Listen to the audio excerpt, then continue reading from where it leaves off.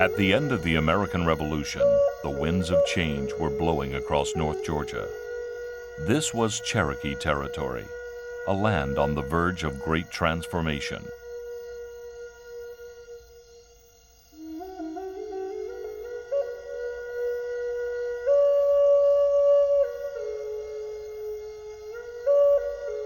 Perched atop a hill overlooking the Cohutta Mountains and straddling two very different worlds, the Vann House stands as a testament to a time when two cultures collided.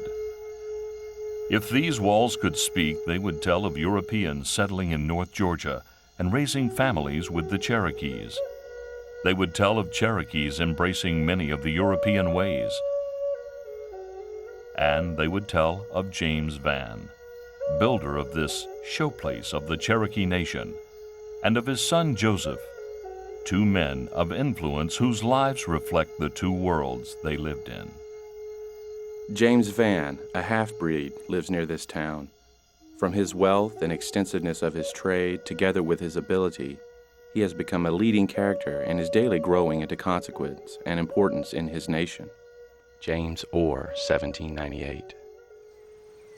James Vann, son of a Cherokee woman and a Scots trader, was one of the most influential men in the Cherokee Nation. But even as he held to the traditional ways, he adopted many of the customs and beliefs brought to North Georgia by men like his father. Vann owned taverns, toll booths, and ferries. He traded furs. He operated sawmills as well as grist mills for grinding corn. And he quickly became the wealthiest man in the Cherokee Nation. To reflect his status, he hired a German architect to design a grand manor. He brought in a brick mason from Virginia, hired Cherokee craftsmen and skilled workers from the nearby Moravian mission, and used his African slaves to build the house. It took just over a year to complete. When he moved in, Vann threw a 4-day party to celebrate.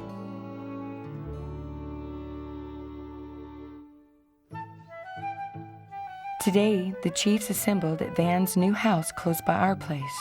Toward evening, we visited with Gentleman Tom, Sour Mush, Hatchet, Showboat, and 3 others. We cut several watermelons, and Brother Wolfheart brought a basket full of peaches. All were very friendly. Spring Place Moravian Mission Journal, August 1804. The Moravians who lived across the road owed a great debt to James Vann. He helped persuade the Cherokee Council to allow their missionaries to settle in North Georgia. Vann supported their intent to educate Cherokee children, and he gave them the farm next door to his. Called Spring Place, the mission gradually gained acceptance within the Cherokee Nation. Through the years, more than 100 Cherokee students began their education at Spring Place. With the Spring Place mission established, James Vann turned his attention to other matters. The United States government wanted to expand the federal road system into Cherokee territory. Vann supported the road because he saw it as a way to further his business interests. He once again lobbied the Cherokee leadership, and the federal road soon became a reality.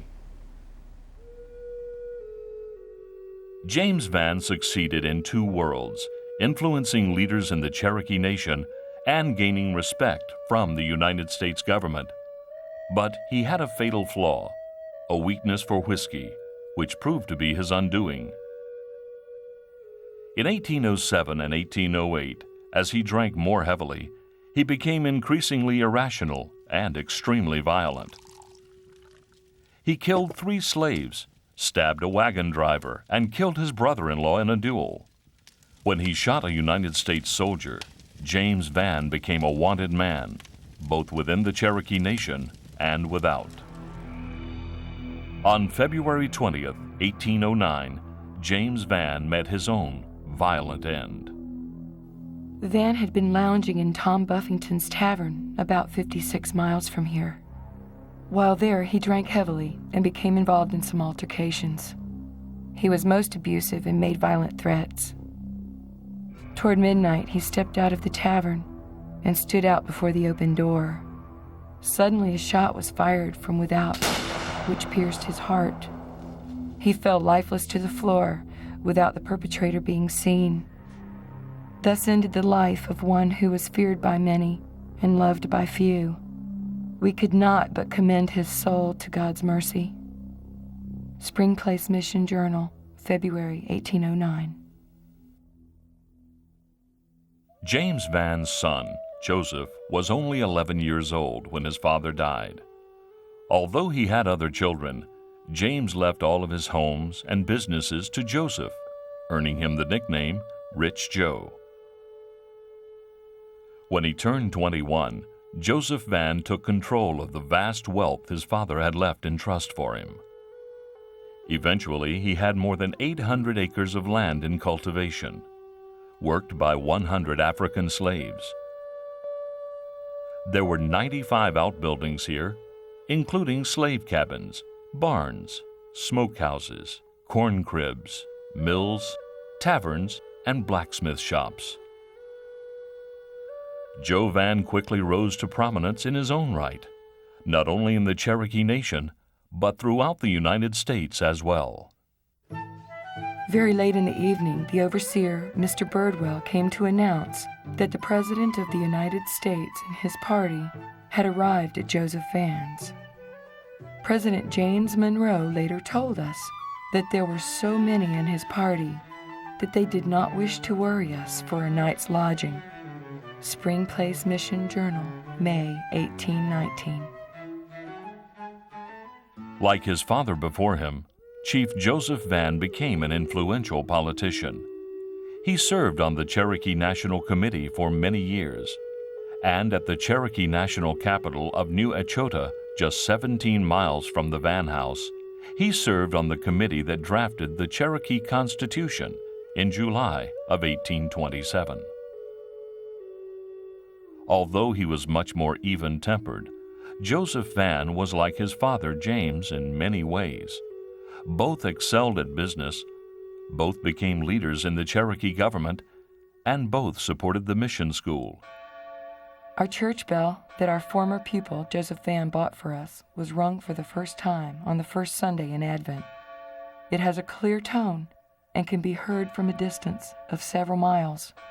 It enables us to summon our neighbors to services. As different as the two groups were, the Moravian missionaries and the Cherokees nonetheless made good neighbors. But by 1832, the uneasy alliance between the Indians and many other groups of white settlers was crumbling. With the tentacles of European colonization reaching deeper into Indian lands, the Cherokees of North Georgia found themselves squeezed into increasingly smaller areas. In direct violation of a U.S. Supreme Court ruling, white surveyors began dividing Cherokee lands into plots to be awarded to white settlers in a lottery, and lottery winners arrived to claim their stakes. This morning a man came and showed us a warrant, which he said gave him clear title to our property. Cursing and swearing, he demanded possession of our houses. He claimed all land had been taken from the Indians, and since Spring Place belonged to Joseph Vann, we had lost title to it. We refused to surrender until we are forced to do so. Spring Place Mission Journal, Christmas Eve, 1832.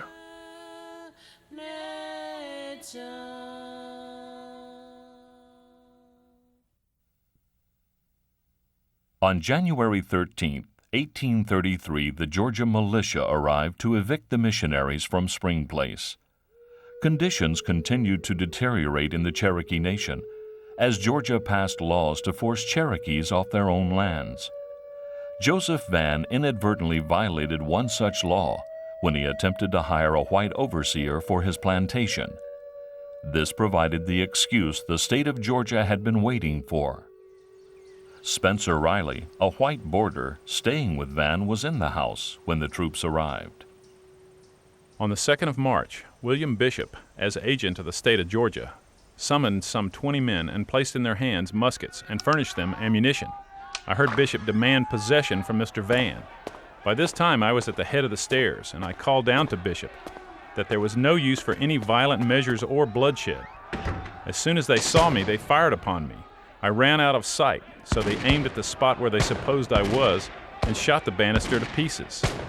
William Bishop procured a flaming firebrand and threw it upon the platform of the stairs, exclaiming that he would burn me out or burn me up. After the fire made some progress, they realized that if the house were destroyed, then the bishops would have no house to occupy. They requested that Mr. Vann go up and extinguish the fire. Joe Vann and his family, forced from their home, headed west and settled near the Arkansas River in Oklahoma. Soon after, the United States government began rounding up Cherokees by the thousands in preparation for their removal to Oklahoma. Cherokees, the President of the United States has sent me with a powerful army to cause you, in obedience to the Treaty of 1835, to join that part of your people who are already established on the other side of the Mississippi. The full moon of May is already on the wane, and before another shall have passed away, every Cherokee, man, woman, and child must be in motion to join their brethren in the far west.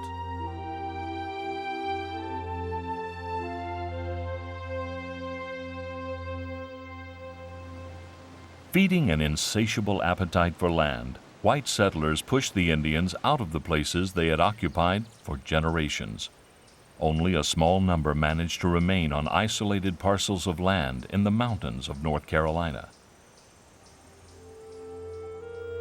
In the summer of 1838, most Cherokees were rounded up and put in stockades where influenza, cholera, and other diseases created a living nightmare. Driven from their homelands, the Cherokees were herded 800 miles west. By the time they reached the Western Territories, 1/4 of the Cherokee Nation had died from disease and from starvation. On Tuesday evening, we fell in with a detachment of the poor Cherokee Indians. We found the road literally filled with the procession for about 3 miles. The sick and feeble were carried in wagons. A great many ride on horseback, and multitudes go on foot. Even aged females, apparently nearly ready to drop into the grave, were traveling with heavy burdens attached to their back, on the sometimes frozen ground and muddy roads with no covering for the feet except what nature had given them. We learned from the inhabitants on the road that they buried 14 or 15 at every stopping place. New York Observer, January 26, 1839. One of the early casualties on the Trail of Tears was James Vann's daughter, Delilah Vann McNair. Of the thousands of Cherokees buried along the way, hers is one of the few graves ever marked. Today, the Chief Vann House stands as a reminder of what can happen when greed and racism are allowed to triumph over goodness and human decency. As one of the few remnants of Cherokee culture in Georgia, it represents a time of great accomplishments and enormous human failures. Here, in what was once the heart of the Cherokee Nation, the Chief Vann House bears witness both to the spirit of the family who lived here and to the history of the Cherokee people, people of two nations who, in spite of it all, continue to prosper. If these walls could speak, they would tell of two worlds, two cultures that were not allowed to coexist in one land. And they would tell of the legacy of the Cherokee Nation, a legacy of survival. The time will come when the remnants of our once happy and improving nation will be viewed by posterity with curious and gazing interest, as relics of a brave and noble race. We may die, but the great Cherokee Nation will be saved. Elias the Buck Boudinot, 1835.